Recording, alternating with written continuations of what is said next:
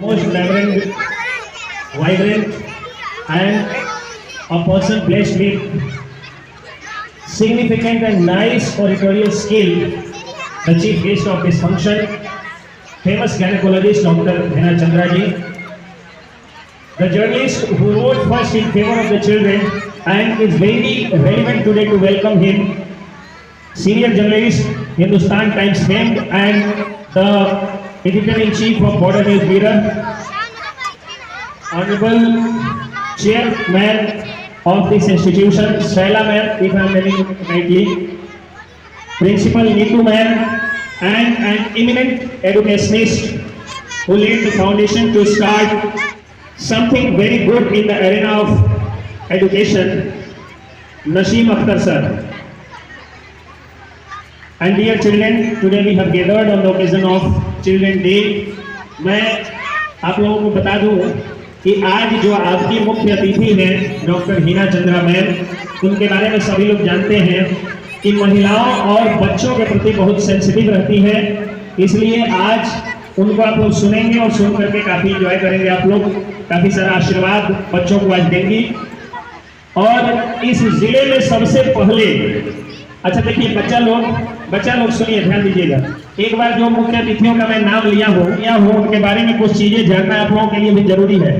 तो पहले आप लोग हिना चंद्रा मैम के लिए ताली बजा करके प्रणाम करिए। अब सागर सूरज सर जो कि आज के उद्घाटन करता है इस कार्यक्रम के, उनके बारे में मैं बता दूं कि बच्चों के लिए मोतिहारी में बच्चों के लिए सबसे पहले अगर रिपोर्ट छपी थी तो वो हिंदुस्तान टाइम्स में छपी थी, जिसके कारण बच्चों को बहुत सारे फायदे हुए हैं। उन फायदों के बारे में आप लोग जब जाकर के गूगल में सर्च करिएगा हिंदुस्तान टाइम्स से सागर सूरज रिपोर्ट, तो आपको मिल जाएगा।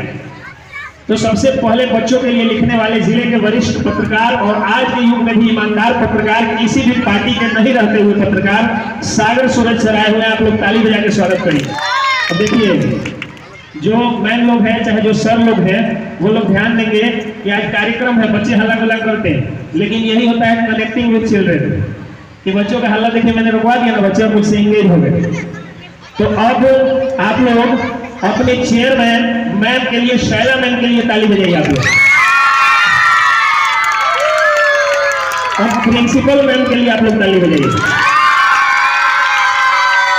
और मुझे याद है मोतिहारी के एक शख्स जो उन दिनों सरकारी नौकरी और बिहार सरकार से वेतन बढ़ोतरी की लड़ाई लड़ते हुए और शिक्षा के क्षेत्र में कुछ अच्छा देने की इच्छा रखते हुए उन्होंने कहा था कि पंकज सर, आपके लेखनी और आपके वक्तृता से, आपके वीडियो से मालूम चलता है कि अगर आपको देश चलाने के लिए दे दिया जाए तो अच्छा चला सकते हैं, लेकिन हम लोग क्यों ना एक स्कूल चलाएं और स्कूल चला करके देश चलाने वालों का निर्माण करें। तो आप लोग भावी प्रधानमंत्री हैं, भावी मुख्यमंत्री हैं, भावी सीएम है, भावी सीएम है, भावी सीओ है, भावी वीडियो है, और आप ही लोगों को देश चलाना है।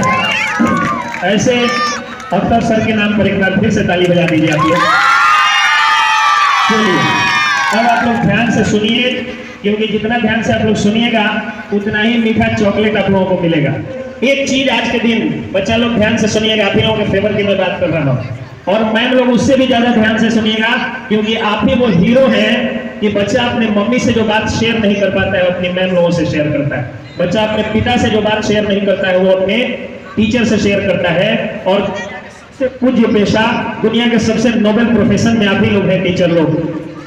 दो समस्या है अपने देश के बच्चों के लिए। एक समस्या ये है कि देश का हर दूसरा बच्चा कुपोषित है। ऑन द कंट्री, आयरनी देखिए कितनी बुरी है। मैडम एक डॉक्टर हैं और मैंने आज काफी प्रशंसा बहुत दिनों बाद कर दिया। आज प्रशंसा का दौर चल रहा था, अख्तर सर प्रशंसा करवा दिया। बच्चों में कुपोषण हर दूसरे बच्चे में है, और दूसरी तरफ आयरनी देखिए कि अभिभावकों में हर दूसरे अभिभावक को डायबिटीज है। इससे साबित यह होता है कि अभिभावक अपने ऊपर पूरा ध्यान देते हैं। समझ रहे हैं? तो कहने का मतलब ये है। और दूसरी चीज कि बच्चों के प्रति जो माता पिता की जिम्मेदारी है, वो बच्चों को सिर्फ ये सिखाया जाता है कि माँ भगवान का स्वरूप होती है। मैं कहता हूं कि बच्चे भगवान का स्वरूप होते हैं, क्योंकि बच्चों के आने के बाद कोई माँ बनता है। और एक बच्चा जो है वो ग्रामीण परिवेश में, कभी आप जाकर के देखिएगा, एक औरत को पूर्ण तब माना जाता है जब वो बच्चे को देती है। तो ऐसे आप लोगों का ऐसा महत्व है और बच्चों को शिक्षा दीक्षा सही पोषण सही रोजगार देना माता पिता की जिम्मेदारी होती है। एक शिक्षक को की जिम्मेदारी होती है कि सही संस्कार और रोजगार दे दिया जाए। तो आगे बैठे हुए जितने बच्चे हैं, पीछे वाले नहीं, आप लोग ताली बजा के बताइए कि जो सीनियर भैया लोग हैं उनसे ज्यादा आपके ताली में दम।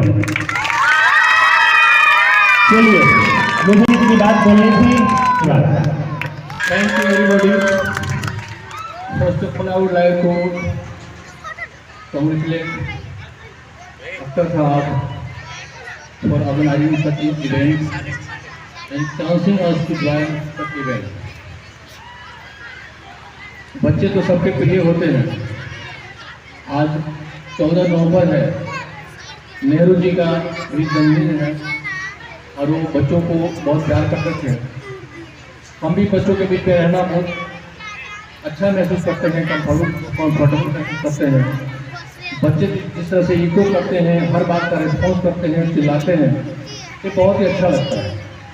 पेरेंट्स भी काफ़ी बड़ी संख्या में आए हैं। ऐसे इवेंट्स होते रहें, बच्चों को मोटिवेशन मिले, पेरेंट्स को भी मोटिवेशन मिले, ये ज़रूरी है।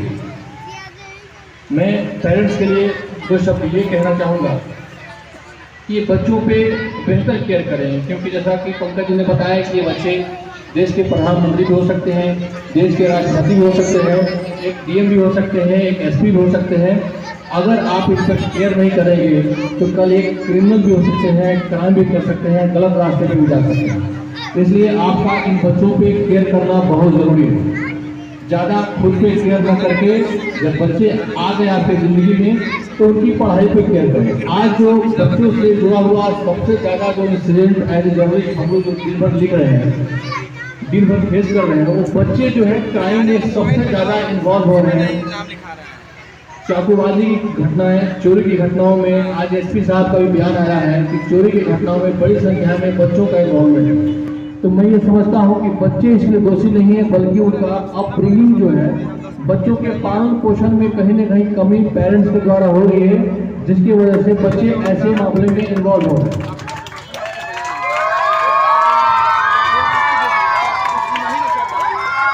बच्चों के लिए एक अलग जो है, के लिए एक अलग जेल बनी हुई है। बच्चे अगर क्राइम में जाते हैं तो उनके लिए जेल बनी हुई है, लेकिन आज मोतिहारी के बच्चों की जेल की स्थिति ये है कि वहाँ जगह नहीं है। वहाँ सीट के 3 गुना बड़ी संख्या में बच्चे उस बच्चों के जेल में हैं, क्योंकि पेरेंट्स बच्चों पे केयर ढंग से नहीं कर पा रहे हैं। उनका ख्याल ये नहीं रहता है कि बच्चे दिन भर कहाँ रहते हैं, बच्चा कहाँ जाता है।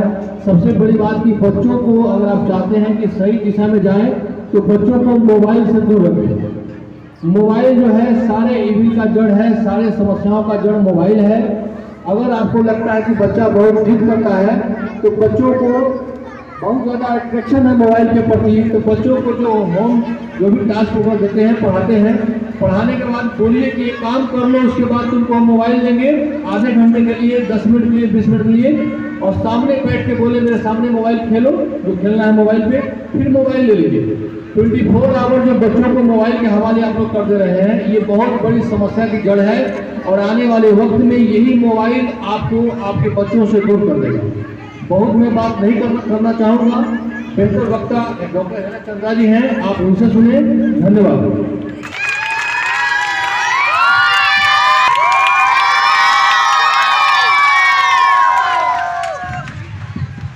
गुड मॉर्निंग एवरीवन, और आप सभी को आज चिल्ड्रंस डे की हार्दिक बधाई और शुभकामना देती हूँ।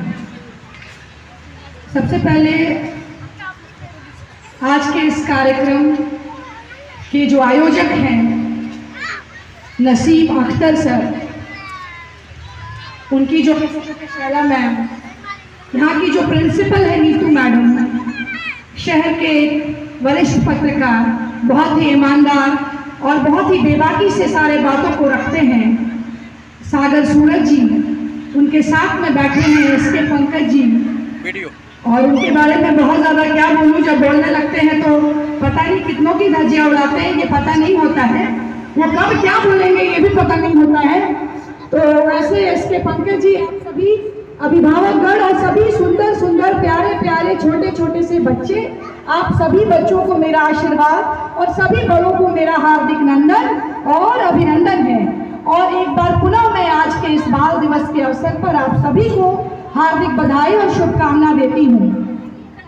ये बचपन जो होता है ना, ये बड़ा खूबसूरत होता है।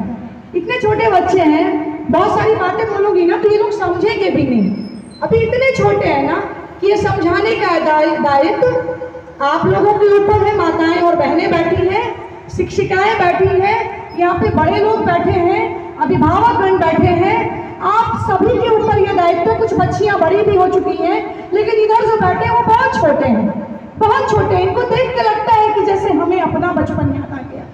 बचपन इतना खूबसूरत समय है ना। एक छोटी सी कविता बचपन के ऊपर की याद नहीं है, लेकिन हाँ मेरे पास है ये, मैं बोलूंगी और आप लोग सुनेंगे। बड़ा खूबसूरत सा पंक्ति है। अभी के लिए हम लोग बोल रहे हैं, जब इस उम्र में आ चले हैं तब बचपन किस तरह याद आता है। आप लोगों के लिए चंद लाइनें मैं कहना चाहूंगी। जब चिंता सताती है, हमारे तन को खाती है, जब भी मन नहीं मिलता तब बचपन याद आता है।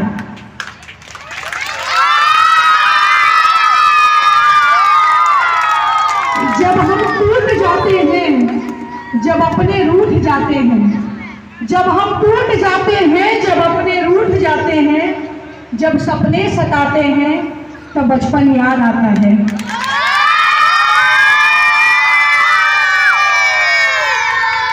ऐसी परिस्थिति है कि बच्चे हम रह नहीं पाते, बड़े हम हो नहीं पाते।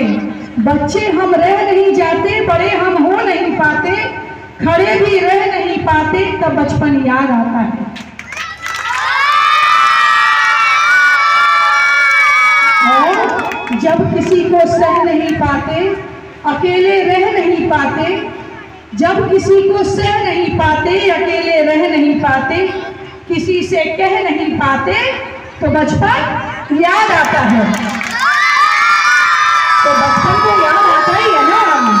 बचपन तो ऐसी अवस्था होती है कि ताउम्र याद आती है, क्योंकि उस वक्त लगता है कि काश हम बड़े हो गए होते।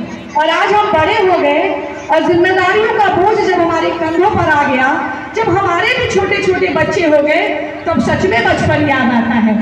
तो मुझे ऐसा लगता है कि देखिए, जिस अवस्था में आप लोग हैं, आप लोग कच्ची मिट्टी की तरह हैं। वो कुम्हार की मिट्टी होती है ना, जिसको हम जिस सांचे में ढालते हैं उस सांचे में वो ढल जाता है। इसका दायित्व किसके ऊपर है?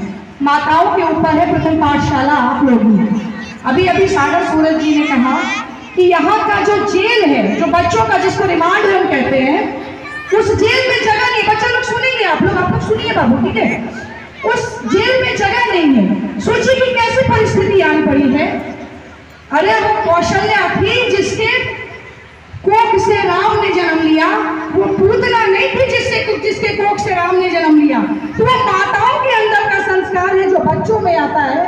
आप माता किस परिवेश में बच्चों को पालती हैं, किस तरह का संस्कार उनको देती हैं कि वो भगवान श्री राम की तरह जन्म लें और आगे बढ़े।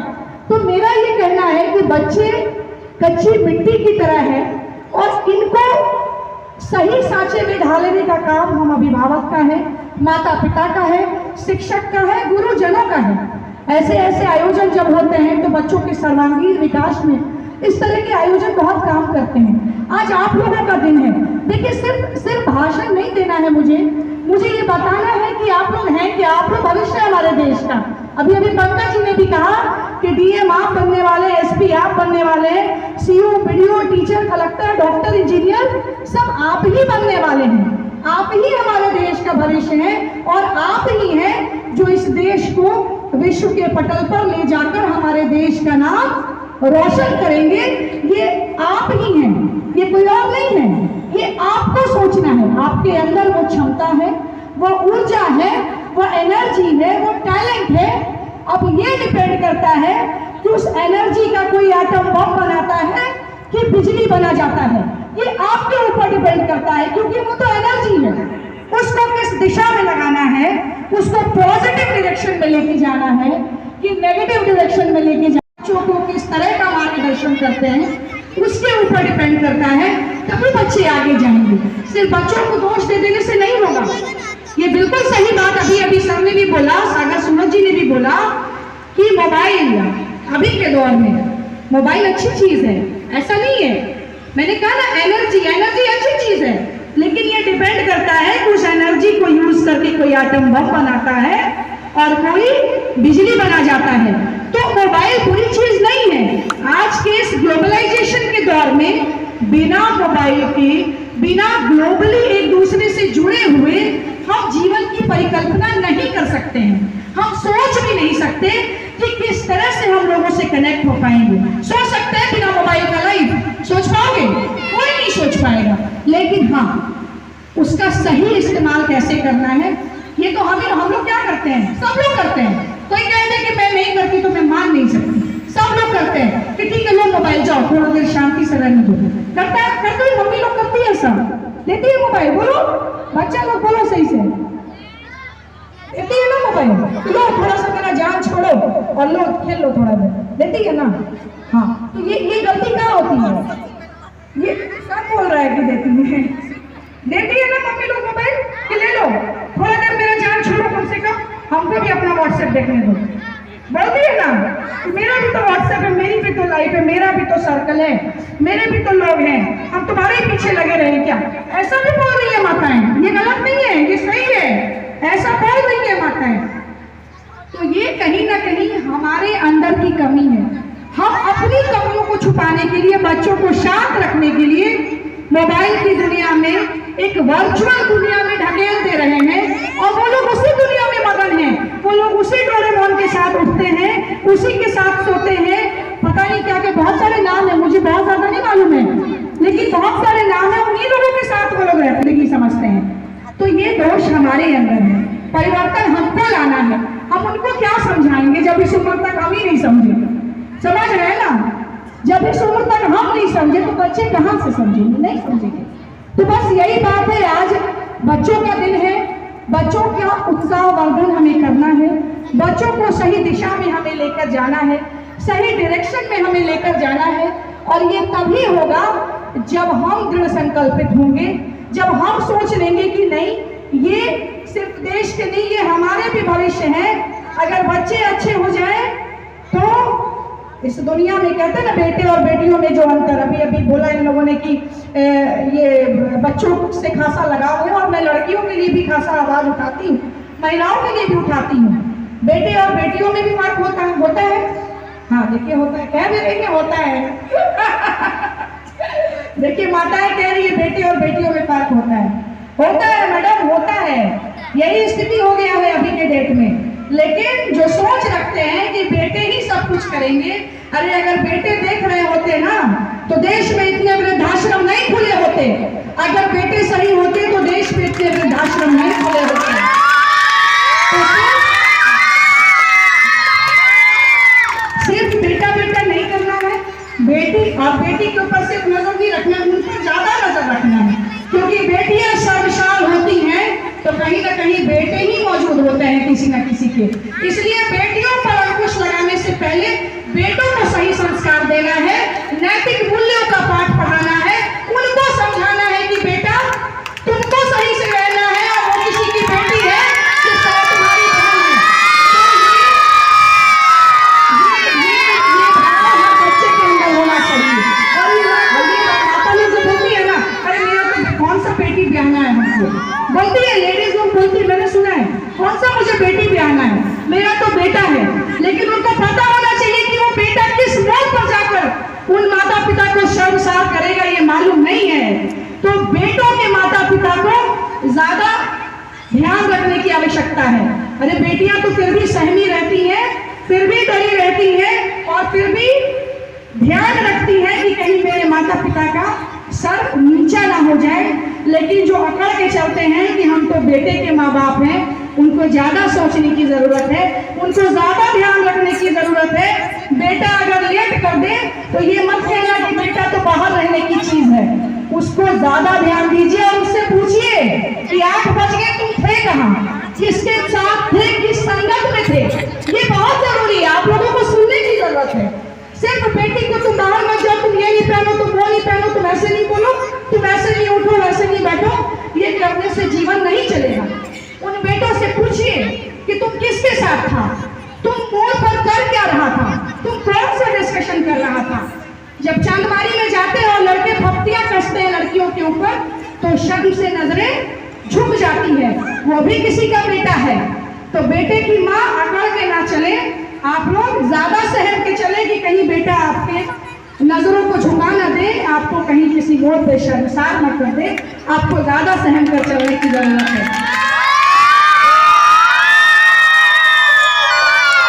तो बस बहुत ज्यादा नहीं, बहुत ज्यादा ऑलरेडी हो चुका। तो बस एक बार पुनः आप लोगों को बाल दिवस की हार्दिक बधाई, हार्दिक शुभकामना और बहुत बहुत धन्यवाद इस पूरे आयोजन मंडली को कि आपने मुझे बुलाया और इतने सुंदर सुंदर रंग बिरंगे बच्चे और अभिभावकों से मिलने का, इतने लोगों के दर्शन करने का मुझे अवसर दिया। बहुत बहुत धन्यवाद, बहुत बहुत आभार। नसीम अख्तर जी।